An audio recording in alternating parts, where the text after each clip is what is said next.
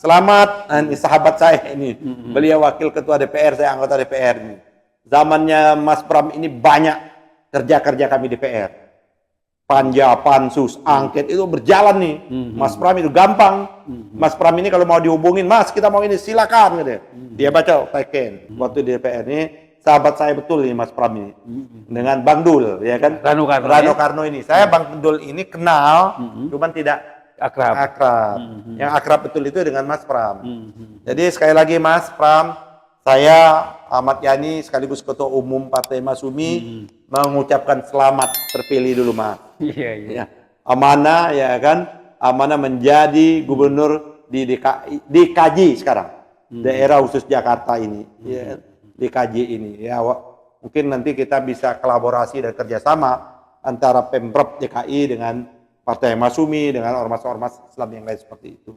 Dan saya berharap bahwa yang kalah, ya kan, Ridwan Kamil, sudahlah jangan memperpanjang-panjang waktu lah, gugat-gugat di MK, terima sajalah kekalahannya.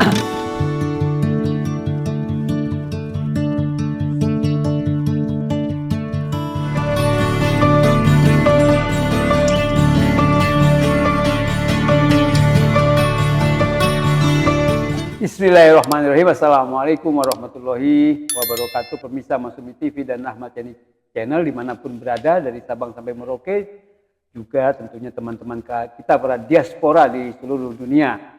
Kita bincang-bincang lagi pada sore hari ini sangat menarik topiknya tentang Pilkada DKI. Bagaimanapun juga sebagai barometer di negara Indonesia, Republik Indonesia, Jakarta betul-betul menjadi ukuran keberhasilan Pilkada di seluruh Indonesia.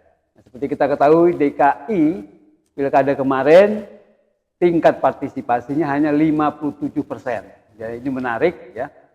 Mengapa serendah itu tingkat partisipasi? Apa faktor yang menyebabkan jadi rendah? Banyak tentunya yang menjadi penyebabnya. Gitu. Nanti kita akan bahas dengan Ketua Umum Partai Masyumi, Bapak Dr. Ahmad Yani SHMH, ya, yang bicara nanti tentang dari sudut pandang apa yang membuat tingkat partisipasi di DKI ini rendah. Assalamualaikum Pak. Waalaikumsalam warahmatullahi wabarakatuh. Waalaikumsalam. Jadi kita berharap sekali si DKI waktu kemarin betul-betul tinggi tingkat partisipasi. Kaget juga kalau hanya 57% itu apa faktornya kira-kira? Banyak variabel ya Pak Edi. Banyak sekali variabel. Pertama, variabel kejenuhan. Kejenuhan rakyat ya. Karena rakyat udah baru capek pemilihan presiden, pemilihan legislatif, dan rutin juga kan di DKI ini. Dan mereka capek-capek, mereka menitipkan harapan dan suara mereka, tapi kan setelah itu kan realisasinya mereka tidak dapat. Yang miskin ya tetap miskin kayak gitu loh. Betul. Yang miskin tetap hanya miskin, janji ya. yang janji saja ya kan. Janji tinggal janji kalau lagu itu seperti itu. Betul. Nyanyi yang DPR juga seperti itu. DPRD tidak ada model kayak di Amerika. Ada ada hubungan kebatinan, bukan dia kebatinan antara pemilih dengan yang dipilih itu luar biasa. Antara pembayar pajak dengan negara seperti itu kan. Karena kita ini kan jangan lupa ini pembangunan kita ini di seluruh Indonesia ini ditopang adalah dari keringat, ya, kerja, iya kan, semuanya dari rakyat. Karena sumber pendapatan kita yang terbesar masih dari pajak. Itu artinya kalau negara atau daerah, kalau sumber pendapatannya dari pajak itu, negara itu tidak produktif. Betul. Yang rakyatnya yang produktif. Rakyatnya yang produktif. Karena seperti itu. Jadi negara itu betul-betul jadi negara tukang palak istilahnya. Tukang pungut lah bahasa. Tukang pungut. Nah, bahasa resminya. Jadi nggak kita bisa salahkan Pak Eri. Itu lumayan masih agak cukup tinggi, 50 berapa persen? 57. 57%. Berarti ya separuh lah dari daftar pemilih tetap. Iya. Berapa daftar pemilih tetap DKI ini? Berapa juta? 8 juta? Lebih. Apa namanya kemarin kita lihat di daftar catatan kita ini jumlah pemilih. Angkanya lebih kurang lah. Gitu. Yang DPT ya? Ya. Nah, DPT-nya itu ada 8.214. 8 juta itu DPT kan? Iya, berarti DPT. kan yang datang asumsinya itu 4 juta. Betul. Ya, 4 juta. Ada beberapa faktor itu yang tadi Pak Eri. Yang kedua ada kekecewaan besar. Ya, saya kira kekecewaan besar. Kita tahu DKI ini daerahnya basisnya PKS, Partai Betul. Islam loh. Betul. Kita harus paham, PKS itu dan Islam, basis Islam itu menguasai pusat timur selatan. Ya, pusat timur selatan ya. Nah, mereka kecewa. Pertama, yang diidentifikasir atau diidentifikasi bahwa bagian dari mereka itu adalah Anies. Ya kan? Ternyata Anies tidak dapat Kendaraan. maju, running kan. Yang kedua, mereka kecewa juga dengan PKS. Seperti itu. Mereka kecewa juga, maka PKS mendapat hukuman kan tidak berbanding lurus. Seharusnya kalau real pengaruh PKS itu adalah betul-betul kader, seharusnya dia berbanding lurus dengan perolehan legislatifnya. Harusnya ya. Iya dong. Jadi legislatif juara dong. ya. Kan mereka legislatif kan pemenang. Menang nomor 1 ya. Nomor 1. Jadi ada faktor itu Pak Heri. Ada faktor. Karena Anies tahu, walaupun sesungguhnya andai, ini andai ini, Anies juga Tetap. tidak mengeluarkan pernyataan dukungan atau memberikan keberpihakan kepada Trump, mungkin Lebih yang rendah. datang itu lebih turun lagi. Lebih rendah lagi 30%. Mungkin 20%, 25%. Bisa jadi. Seperti itu. Dan Anies kan di ujung. Iya. Kalau di Abah. awal mungkin lebih besar lagi seperti Iya. itu. Jadi kan memang gercos itu luar biasa Pak Eri. Gerakan coblos semua. Dan saya itu juga pertama itu sering mendiskusikan mereka nggak ada pilihan ya. Kalau nggak ada pilihan, gercos saya bilang. Tapi akhirnya kan saya menyatakan ini kan kita nggak boleh seperti itu. Maka di akhir sekitar 2 minggu sebelum pencoblosan tuh kan kita memberikan betul ya kan kesadaran ini ini hak kita harus gunakan sebaik-baiknya. Jangan kercos. Jangan gercos. Itu kan waduh, itu kita lakukan itu Pak Eri. Yang awalnya kita sudah mendeklarkan gercos gitu. Nah, tapi itu pun masih susah kan. Ada tokoh-tokohnya itu ya sudahlah, saya udah malas lagi mengumpulkan. Ya mereka udah apatis. Jadi itu Pak, persoalan yang itu. Jadi ini pun mudah-mudahan enggak. Mudah-mudahan nggak kayak gitu ya. Bukan mudah-mudahan, maksud saya gini Pak Eri. Yang angka tadi berapa 57% tadi, mudah-mudahan ini memang angka real 57%. Saya takut ini angka juga angka markup. Ya. Oh, mudah-mudahan enggak, karena Kita berharap. iya, karena pemilu sebelumnya 77 loh. Iya, 77 Pak Eri, kita berharap mudah-mudahan ini 57% ini angka real, bukan angka markup gitu loh.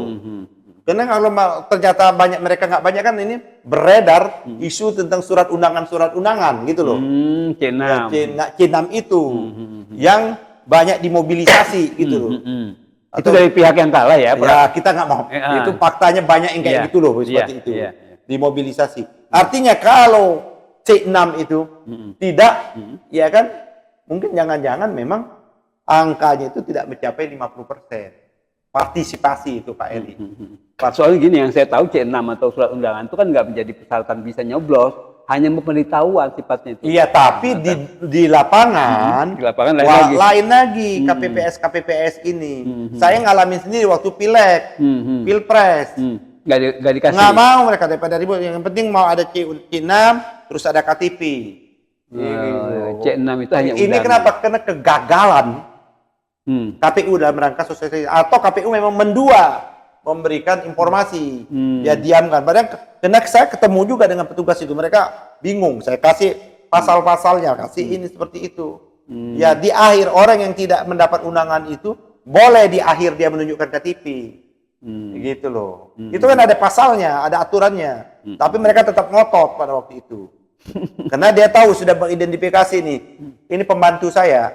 Ini rumahnya Pak Yani ini pasti pendukung Anies kayak gitu loh kemarin itu di DKI itu. Kalau Anies berarti ke gitu loh. Itu ya jadi. Gitu. Jadi mereka menghambat kayak gitu. Nah, inilah menurut saya kegagalan ya partisipasi itu ada di diri rakyat. Tapi ada juga kegagalan di partai politik.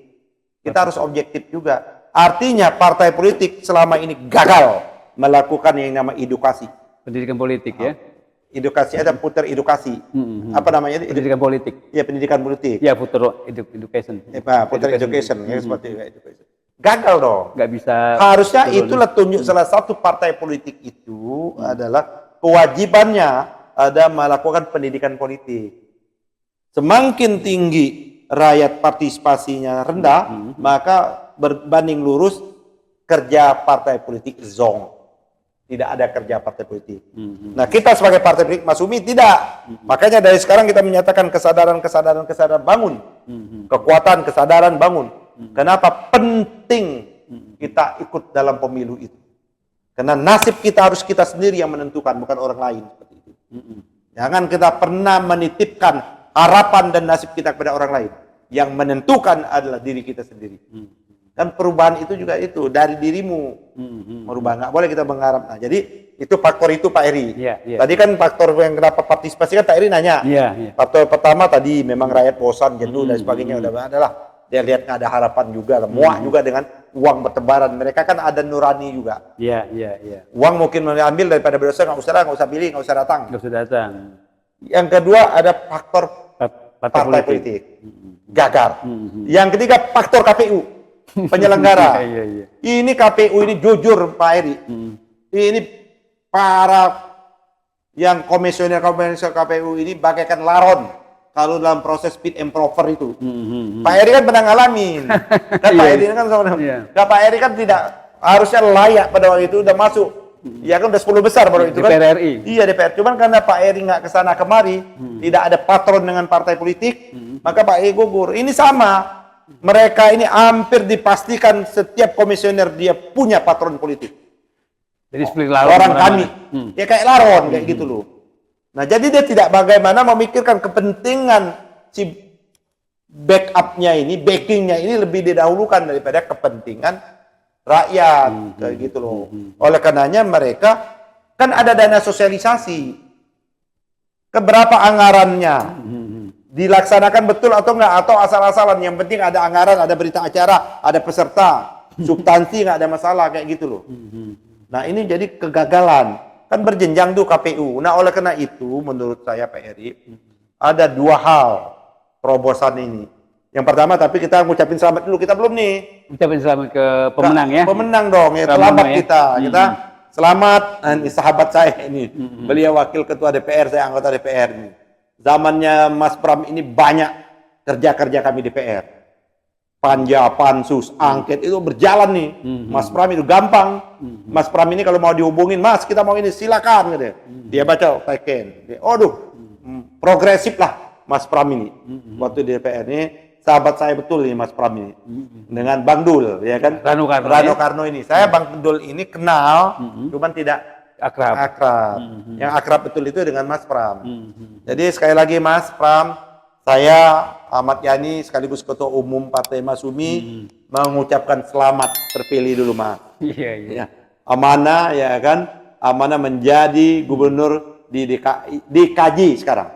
Daerah khusus Jakarta ini. Ya, DKJ ini. Ya, mungkin nanti kita bisa kolaborasi dan kerjasama antara Pemprov DKI dengan Partai Masumi dengan ormas-ormas Islam yang lain seperti itu.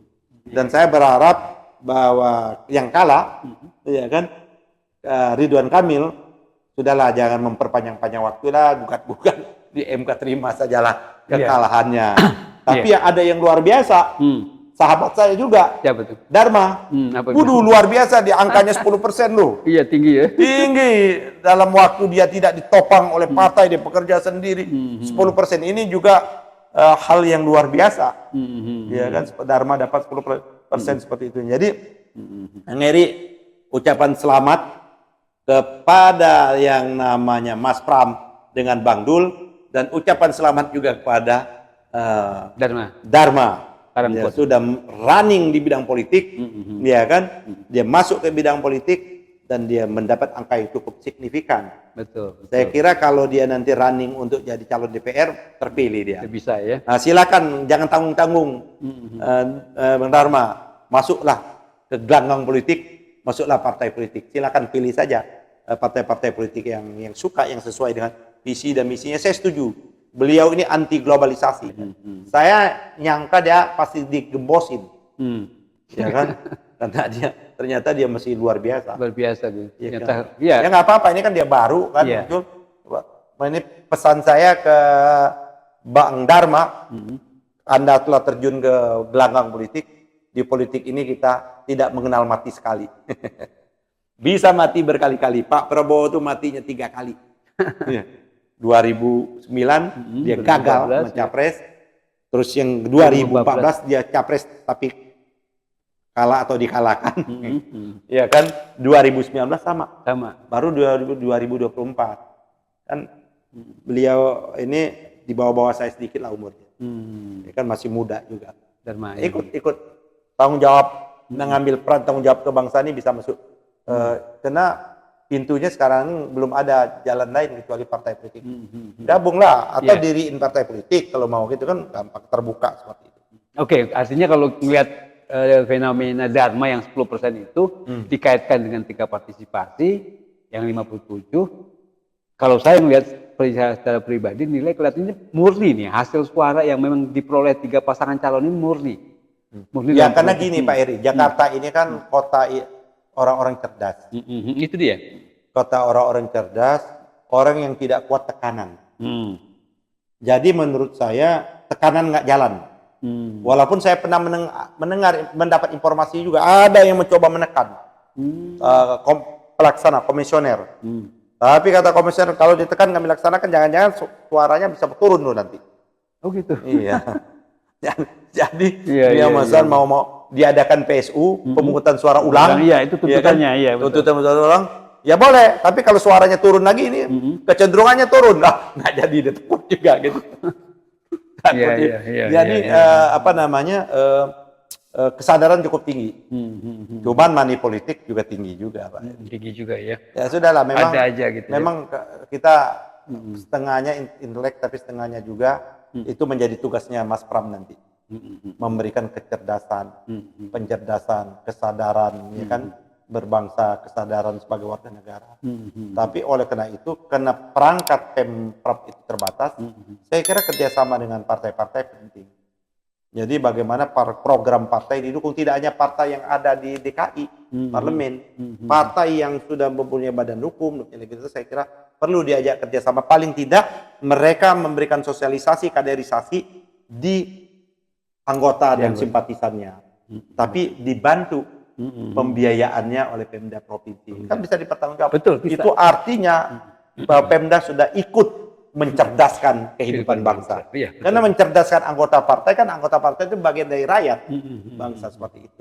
Oke, kembali ke soal tadi yang DKI kita tutup nih sebentar lagi satu pertanyaan terakhir. Jadi kalau faktornya itu Pak Eri. Iya.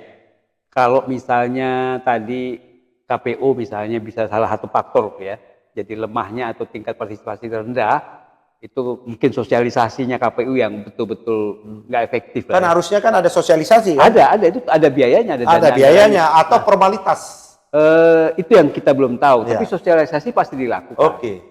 Tapi kan akhirnya kembali kepada masyarakat mau memilih atau tidak memilih kan itu hak masyarakat. Tadi kan faktor tadi jenuh. Iya, bisa jadi karena faktor harapan nggak ada.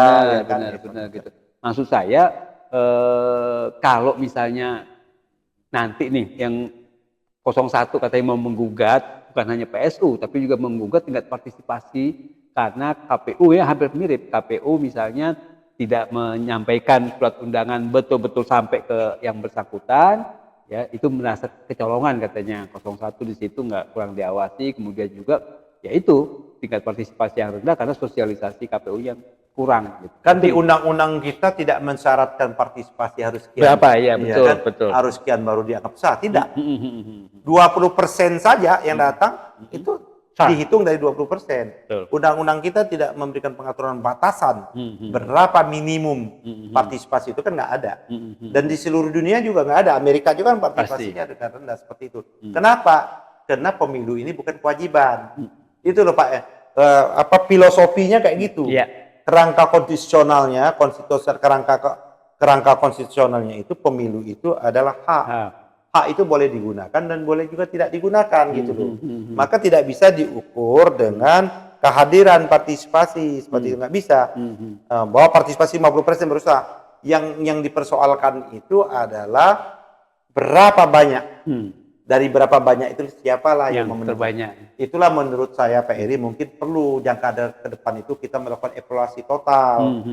Sesungguhnya zaman saya masih di DPR baik Depdagri, KPK, KPU maupun MK, Ormas Besar Muhammadiyah, Nadatul Ulama, itu kan pemilik rakyat yang paling banyak. Yang paling banyak. Sudah melakukan kajian semuanya bahwa lebih banyak mudaratnya yang langsung ini semuanya. Kita ini semuanya langsung pilkades langsung, pileg langsung, pilbub langsung, pilgub langsung, pilkot langsung, milih anggota DPR langsung, DPRD langsung, semuanya langsung. Sesungguhnya ini tidak berwatakkan dan bercirikan demokrasi kita sesungguhnya. Pak Eri, harusnya ada yang langsung, ada yang tidak langsung, dan itu juga demokrasi. Di konstitusi kita juga kayak gitu, pemilihan kepala daerah itu dilakukan secara demokratis. Artinya secara demokratis itu bisa langsung, bisa juga tidak langsung. Benar. Faktanya ada, di namanya Jogja kan tidak dipilih berdasarkan kearifan lokal Jogja, Sultan. Di DKI ini wali kota Jakarta Selatan, wali kota Barat kan nggak dipilih, tidak diangkat. Terus bupati Kepulauan Seribu seperti itu. Di Papua kan ada yang namanya noken apa token ya.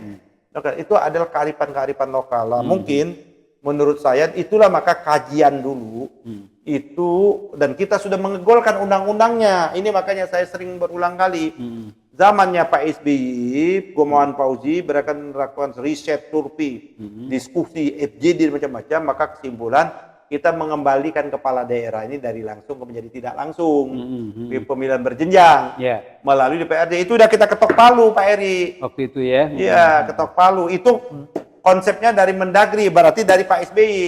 Tapi sayangnya Pak SBY pada waktu mengeluarkan Perpu membatalkan itu, gitu loh. Dengan catatan-catatan seperti itu. Nah, ke depan menurut saya sudah waktunya kita membalikkan lagi keadaan itu ya. Keadaan itu satu. Dan biaya ringan, Pak Eri. Lebih ringan, betul. Nggak ada. Satu, pemilihan kepala daerah dan semuanya itu pemilihannya berjenjang. Yang kedua, KPU-nya sudah nggak ada lagi, KPU pusat, KPU ngabisin duit, gaji dia nggak ada kerja, nanti terima gaji terus. Kan setelah Pilpres, tahun apa kerja anggota KPU komisioner? Jujur, Pak Eri. Pak Eri kan pernah jadi komisioner. Ya, kalau setelah Pilpres, Pileg kan ada pilkada kalau sekarang ini. Ya, apa setelah itu kan habis nih. Ini kan habis nih. Ya. Ada 4 tahun ke depan. Ya, itu kan dibuat jarak-jarak yang agak dekat. Nah, sekarang kan udah serentak. Ya, kalau udah serentak ini mah sekarang idle 2 tahun lah gitu. Ya kan? Masih lama. 2 tahun. Berarti kan nggak ada kerja apa-apa, terima gaji buta gitu loh. Betul. Nah, oleh karena itu menurut saya Pak Eri ya sudah dilikuidasi aja. Untuk yang itu nggak ada, dia bentuk yang namanya panitia-panitia aja. Oke lah, kalau mau ada di pusat masih kita sisakan, tinggalkan di pusat aja. Jadi di pusat ada KPU sebagai pembuat regulasi dan lain sebagainya, sebagai teknisnya dibuat panitia pemilihan Indonesia. Ada panitia pemilihan provinsi. Panitia itu kan berarti ad hoc dia. Nah, untuk yang di pusat KPU modelnya kayak 99. Pak Heru, ada dari unsur pemerintah. Ada dari unsur masyarakat independen. Ada dari unsur partai. Ini terjaga udah Pak Eri.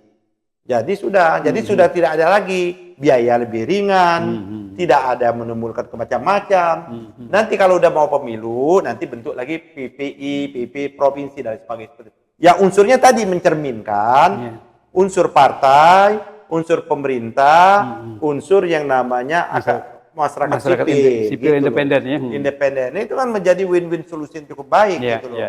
Karena masyarakat kita ini, kultur masyarakat kita Bang, kultur yang guyup Pak Eri.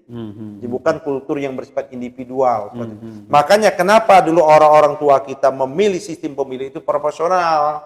Karena itu kayak itu Pak Eri, bukan distrik yang the winner take all, itu kan kayak gitu. Enggak, tapi ada walaupun suaranya itu, tapi dia bagian dari unsur pemusyawaratan itu. Makanya memilih presiden melalui MPR. Majelis Permusyawaratan Rakyat, tapi ini kan ada di konstitusi. Kalau itu kan susah nanti, tinggal yang organnya di bawahnya. Tapi ke depan idealnya kembali lagi pemilihan itu melalui MPR. Kenapa harus memilih MPR? Karena di situ ada hikmah dan kebijaksanaan. Memilih penting sekali. Saya ulangi lagi, sesuai dengan sila kita 4, kerakyatan yang dipimpin oleh hikmah, kebijaksanaan. Permusyawaratan dalam perwakilan. permusyawaratan dan perwakilan disebutkan Iya, iya. dalam permusyawaratan dan perwakilan gitu loh. Kita ini udah menyimpang dari falsafah bangsa kita, dari roh bangsa kita, dari yang napa meta yuris bangsa kita, udah nyimpang bangsa kita. Oleh karena itulah sekarang ini menjadi terus menerus sekarang ini. Mungkin para funding sparring kita ini sedih melihat bangsa kita hari ini seperti itu. Kita ikut berdosa, kualat kita ini gitu loh. Nah, saya kira dengan sikap nasionalisme, patriotiknya Pak Prabowo, mari kan masih ada waktu kita. Mari kita berurun rembuk. Ya kan? Oke, kita kaji lagi ini Pak Eri seperti itu. Jadi jangan juga memutlakkan seolah-olah kalau pemilu langsung itu segala-galanya. Ini kan cara berpikir yang bagaimana segala-galanya. Amerika kita juga sudah melaksanakan ini, tapi ternyata tidak membawa dampak harus dievaluasi terhadap kemakmuran dan kesejahteraan rakyat, terhadap kecerdasan rakyat, terhadap perlindungan rakyat. Nggak ada. Harusnya kan membawa dampak. Harusnya kan kalau kita mau sebuah jalan, dia semakin mendekati tujuan itu. Kita ini kan semakin membelakangi tujuan, Pak Eri. Tujuan kita pada hakikatnya ada melindungi segenap bangsa, mencerdaskan, ya kan, mensejahterakan, ikut menjaga ketertiban dunia. Bagaimana kita mau menjaga ketertiban dunia, kita nggak cerdas, tidak sejahtera, rakyatnya nggak terlindungi. Itulah peran yang diambil oleh Pak Prabowo yang keliling-keliling sekarang ini. Saya kira peran yang sangat strategis, Pak Eri, seperti itu. Ya walaupun kita masih wait and see juga, karena di sekitar Pak Prabowo ini yang carry over rejimnya Jokowi ini masih bermasalah. Mungkin satu demi satu harus dipreteli dulu seperti itu. Saya kira itulah Pak Eri. Jadi sekali lagi kalau kita Partai Masyumi untuk merespon ini perlu perenungan kembali, perlu yang namanya refleksi, tafakur, perlu kita muhasabah, ya kan? Perlu kita betul, renung, kita diskusikan dengan kepala dingin. Tidak ada kepentingan kalau sekarang Pak Eri, karena pilpres masih jauh, pileg masih jauh, pilkada masih jauh. Sekarang kita betul-betul berpikir negarawan untuk kebaikan anak cucu kita. Menurut saya sudah saatnya kita mengevaluasi lagi sistem kepartaian kita, evaluasi sistem kepemiluan kita, evaluasi sistem cara memilih pemimpin kita perlu evaluasi. Insya Allah 2045 betul-betul Indonesia berkah. Bukan emas. Bukan emas ya, berkah. Kalau emas itu berdekatan dengan cemas dan lemas gitu loh. Oke. Terima kasih Pak Ketua Umum Partai Masyumi, pemirsa Masyumi TV. Kita berharap tadi sudah panjang lebar dijelaskan, diuraikan, kemudian juga ada masukan-masukan dari Pak Ketua Umum. Terima kasih. Billahi taufiq wal hidayah. Wassalamualaikum warahmatullahi wabarakatuh. Waalaikumsalam.